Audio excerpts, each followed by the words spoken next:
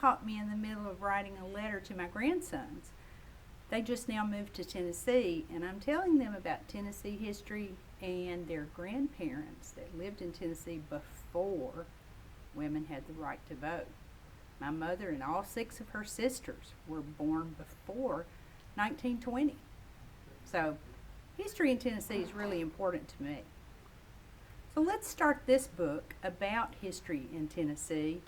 It's called The Voice That Won the Vote.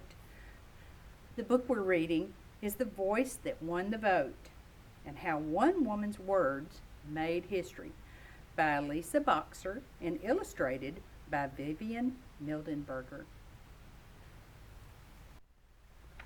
The Voice That Won the Vote, How One Woman's Words Made History.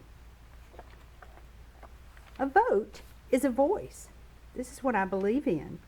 This is what I stand for. This is what matters to me. This is who I am. This is who I choose to lead my town, my state, my country. In 1920, women were still denied that voice. For nearly 75 years, they had organized meetings, marched in parades, carried signs, and made speeches demanding their right to vote. Say yes to suffrage, they shouted. They wore yellow roses. Yellow means yes. But they were silenced. Other voices drowned them out. Troublemakers. Uncivilized. Female voters will surely cause chaos. Women with a voice in politics? Nonsense. The only vote a woman needs is the vote to choose her husband. But, nestled in a valley on a farm in East Tennessee, one woman was determined to have a voice and a vote. Feb Byrne was known around town as smart and strong-willed. At a time when most women didn't go to college, Feb did. She graduated and became a teacher. She read newspapers, magazines, and books. She loved to learn. Feb Byrne was especially fascinated by laws and the people who made them. Every year on Election Day, the men who worked on her farm would head to town hall to cast their votes. And every year, Feb Byrne would watch them go. She was sick and tired of staying home, shut out of the process. So one day, she sat on her front porch with some paper, a pen, and a plan. "Dear son," she began. A few days later, a letter arrived on the desk of the youngest lawmaker in Tennessee.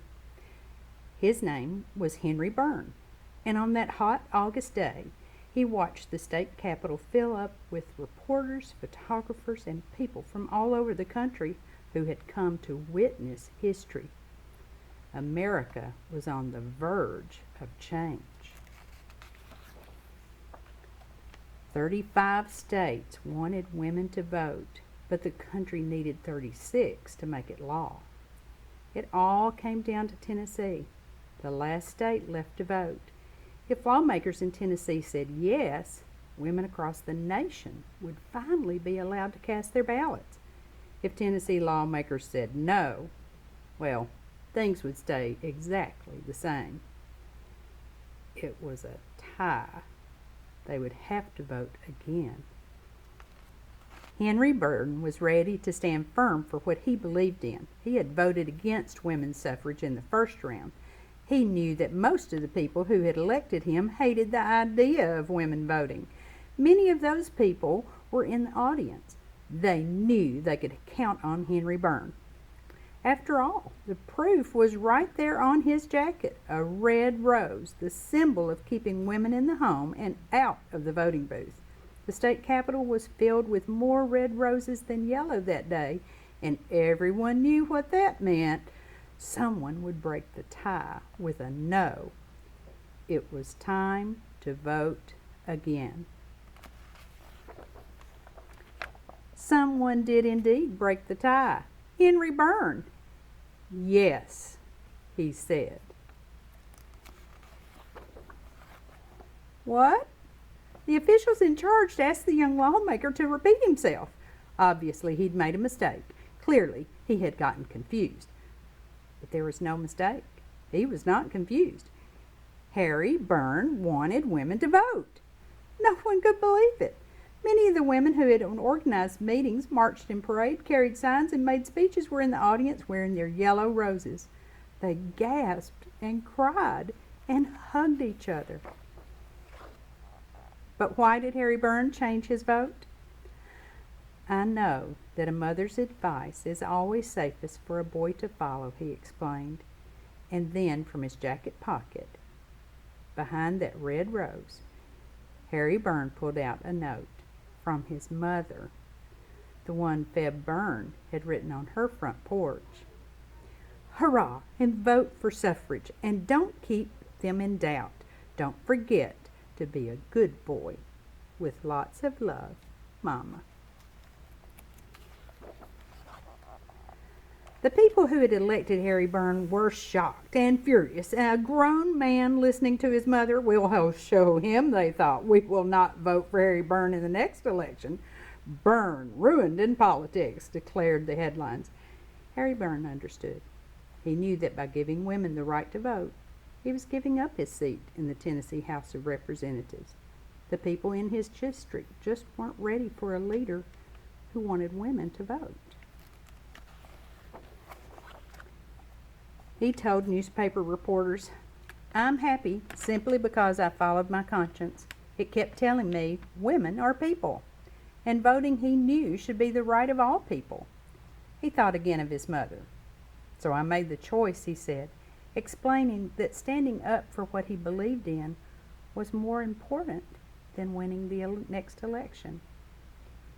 It took courage, and courage has a way of making things right. Election day came. When the campaigns were over and the votes were counted, the new state representative was announced. Harry Byrne. He kept his seat in the Tennessee legislature, kept standing up for equal rights, and no one was prouder than the woman who, without speaking a word, gave all women a voice. So, the voice that won the vote wasn't really Harry Byrne. It was really Feb. All sorts of people have changed history who have lived and worked in Tennessee. And maybe you will be one of those people that will change history. Maybe even from a letter you write.